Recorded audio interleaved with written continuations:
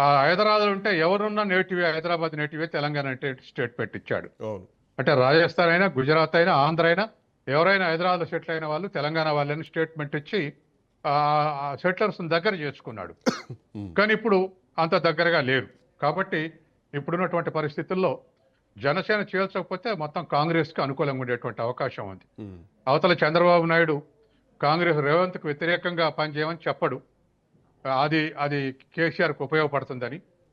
బీజేపీకి ఉపయోగపడితే దానికి అడ్డం చెప్పకపోవచ్చు. కాబట్టి బట్ ఈ ఏదేమైనా లెక్కన ఎటు చూసుకున్నా కానీ ఇది కేసీఆర్కే ప్లస్ అయ్యే అవకాశం ఉంది, రేవంత్ రెడ్డికే మైనస్ అయ్యేటువంటి అవకాశం కనిపిస్తుంది కదా. ఎందుకంటే ఇక్కడ కూడా తెలుగుదేశం పార్టీ ఓటర్లు ఉంటారు, తెలుగుదేశం పార్టీ మద్దతుదారులు కూడా ఉంటారు. హైదరాబాద్లో ప్రత్యేకంగా కూకట్పల్లి కానీ సంగారెడ్డి కొన్ని ప్రాంతాల్లో సెటిలర్స్ ఎక్కువగా ఉంటారు. మనం చూడొచ్చు చంద్రబాబు నాయుడిని అరెస్ట్ చేసినప్పుడు ఇక్కడ నుంచి భారీగా ర్యాలీలు తీసినటువంటి సందర్భాన్ని చూసాం. ఆ తర్వాత ఓట్లు వేయడానికి కూడా ఆంధ్రప్రదేశ్లో ఎన్నికలు జరిగితే ఓట్లు వేయడానికి కూడా ఇక్కడి నుంచి బస్సుల్లో తరలిపోయినటువంటి సందర్భాన్ని కూడా వచ్చాం. రేపొద్దున రేవంత్ తెలుగుదేశం పార్టీ నుంచి వచ్చినటువంటి మూలాలనే వ్యక్తే, ఎన్టీఆర్ను కీర్తిస్తున్నటువంటి వ్యక్తే, ఎన్టీఆర్ విగ్రహంతో రాజకీయాలు చేస్తున్నారు. అటు తెలుగుదేశం పార్టీ పెద్దగా రెస్పాండ్ కూడా అవ్వట్లేదు. ఎందుకంటే ఒకవేళ తెలుగుదేశం పోటీ చేస్తే అది రేవంత్కే మైనస్ అవుతుంది. బట్ అదే కూటమి ప్రభుత్వంలో ఉన్నటువంటి జనసేన అధినేత తెలంగాణకు వస్తే ఇది రేవంత్కి నష్టం అయ్యేటువంటి అవకాశం లేదా? అంటే ఇవాళ ఉన్నటువంటి పరిస్థితుల్లో ఇక్కడ సామాజిక తరగతి కూడా చూసే అవకాశం ఉంది. సామాజిక తరగతి పరంగా చూసినప్పుడు పవన్ కళ్యాణ్కు పెద్ద అడ్వాంటేజ్ ఉండదు. కాబట్టి సామాజిక తరగతిగా చూసినప్పుడు ఖచ్చితంగా రేవంత్ గెలిచిన నాడు కూడా ఒక కమ్మ సామాజిక తరగతి మంచి ఎంకరేజ్ చేసింది, చాలా ప్రోత్సహించింది, అన్ని రకాలుగా ప్రోత్సహించింది. కాబట్టి రేవంత్ రెడ్డి నాయకత్వం అనేది కాంగ్రెస్ కు ప్లస్ ఈ యాంగిల్, ఈ డైమెన్షన్ లో.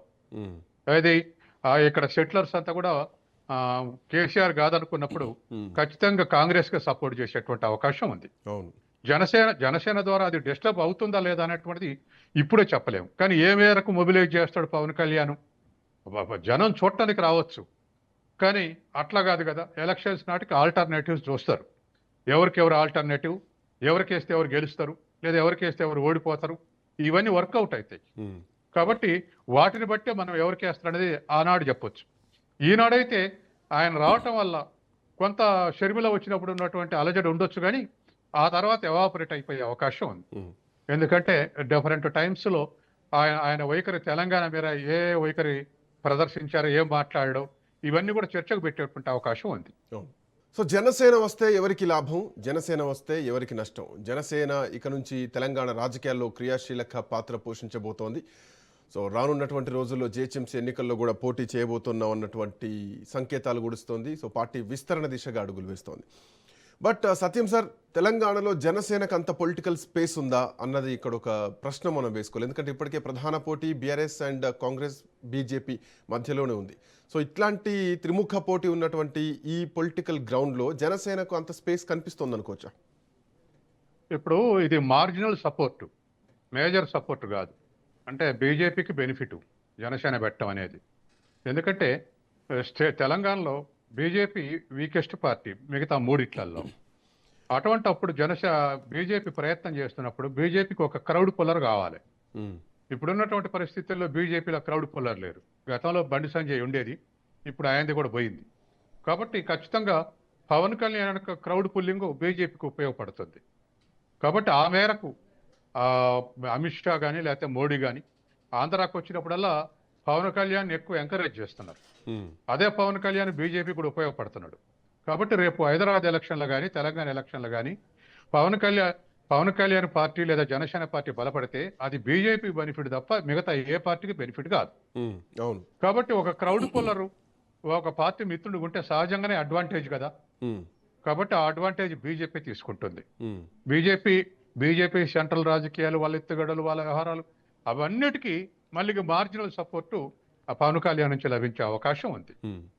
కాబట్టి అటువంటి తర్వాత గోదావరి జిల్లాల నుంచి వచ్చే సెటిలర్స్, ఉభయ గోదావరి జిల్లాల నుంచి వచ్చినటువంటి సెటిలర్స్, ఇటువంటి వాళ్ళు కూడా కొంత 1 or 2% ఉపయోగపడిన అది ఉపయోగమే కదా. కాబట్టి జనసేన బలపడితే బీజేపీకి లాభం, ఖచ్చితంగా లాభం.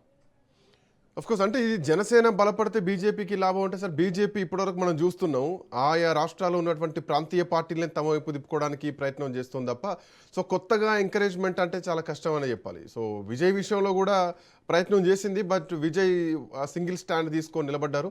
సో విజయ్ గెలిచారు. సో విజయ్ విషయంలో కూడా పెద్దగా బీజేపీ సక్సెస్ కాలేకపోయింది, బట్ ఏడీఎంకేనే కలుపుకుంది.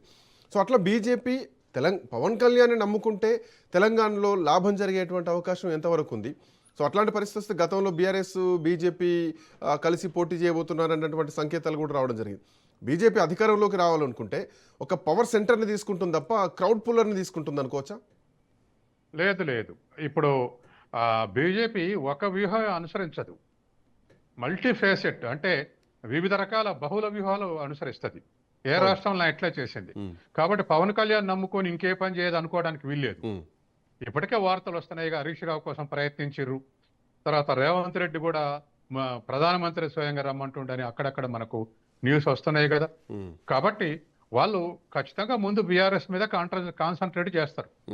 బీఆర్ఎస్ ని సరెండర్ చేసుకుంటే గానీ తెలంగాణలో కాంగ్రెస్ కి ఆల్టర్నేటివ్ గా తయారు కాదు.